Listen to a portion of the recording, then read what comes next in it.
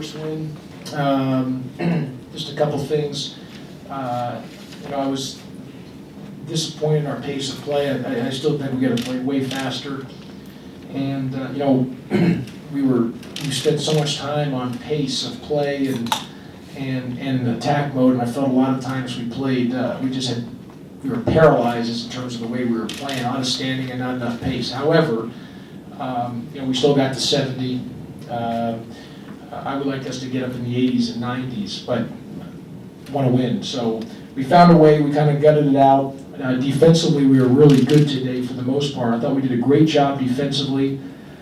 Biggest thing is they beat us on the offensive glass. We got to be better about that, and they got us on the 50-50 balls, +1. But I love that we had 17 assists on 28 made field goals, only 4 turnovers the second half.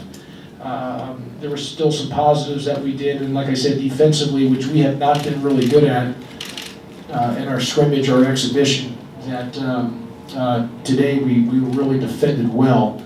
And but offensively, we just got to get our pace better. Just got to flat out get our pace better, even play faster. We just, that's something that we spent a lot of time on that we got to be better at. You go into the halftime with Josh with 3 fouls on him, being a freshman. He may struggle in the second half, but he really came out and played aggressively on the offensive end. Yeah, he did a nice job. And listen, he had 18 and 5 in 21 minutes.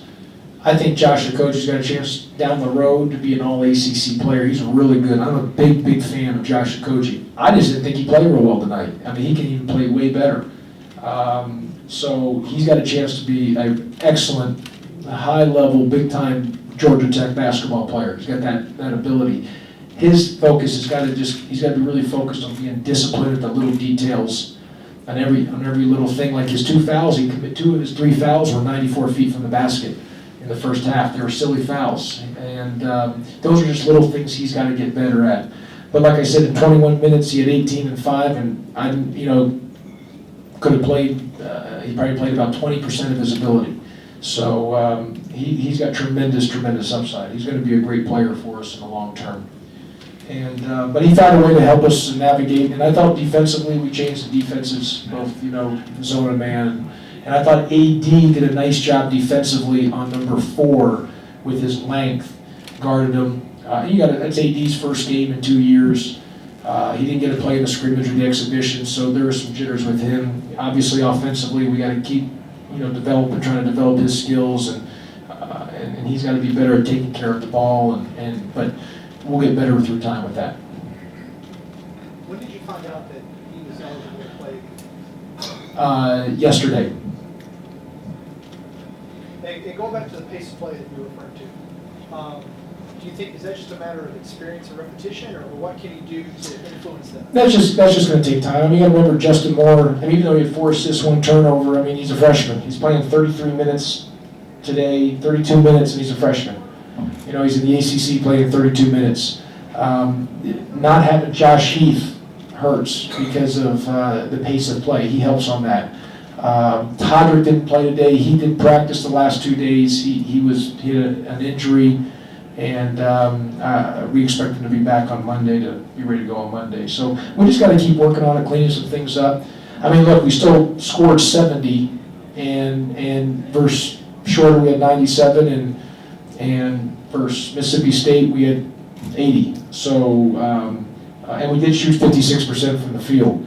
But I just still feel that we can be a lot faster with our pace and our cuts, and it's just.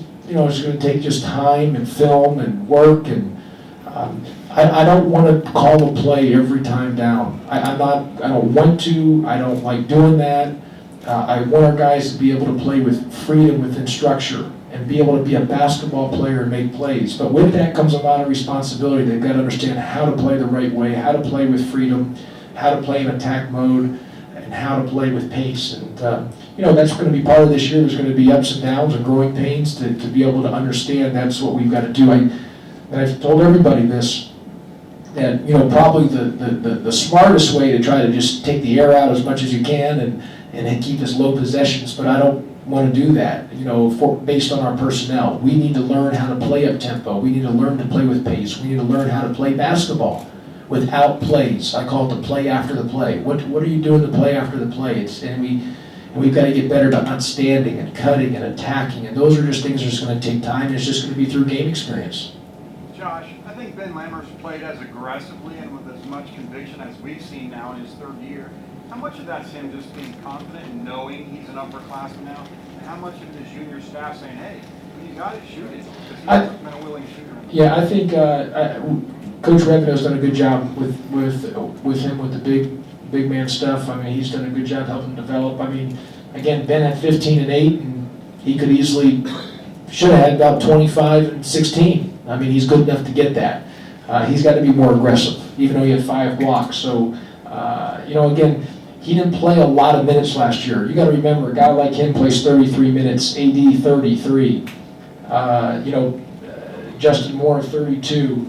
Josh Okogie 21, but based on foul trouble. I mean, Christian Matthews played 12. A lot of these guys just have not played minutes, and so they're going to be thrown in the fire, and they're going to be highs and lows because they're going to just get better by just playing. And that's what I've said in the future as we move forward.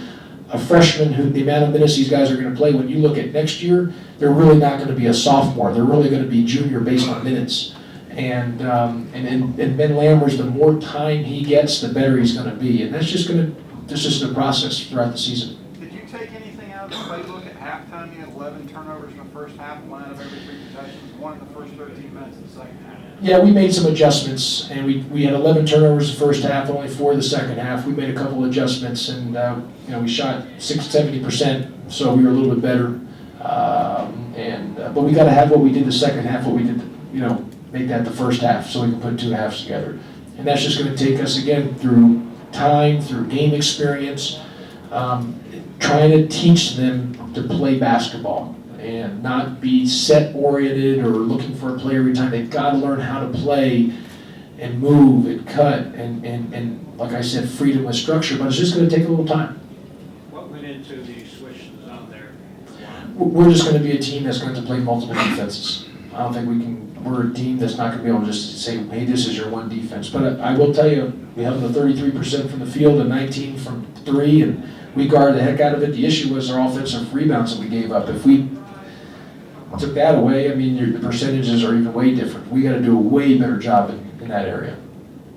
Do you feel a lot of those turnovers came from being maybe at times indecisive in what to do with the ball and standing? Yeah, the turnovers came with being, that's a great word, indecisive. I mean, very indecisive and just not playing downhill, not playing an attack mentality. We are playing, too much on the perimeter. But again, that's just going to be the process. I mean, you can simulate it as much as you can in practice and just continue getting game experience and improving and being able to show the film and even within our defensively, I mean, like Tennessee Tech really extended more, so maybe our defense didn't fit that as much as they're going against every single day. So these are just things that we've got to continue to improve and work on, and we'll get better as we keep moving forward. We'll be much more efficient. But I will say, we made some areas offensively versus Mississippi State. We had, I think, 31 made field goals, and 15 or 16 were assisted. Versus Schroeder, I think we had 30 some odd field goals, but only 14 assisted. And today we had 28 made and 17 assisted. So if we can keep getting that around, wanting that to be above 60%, that means we're really moving the ball and not letting it stick. Any more? Cool. Thanks. Okay, thanks everybody.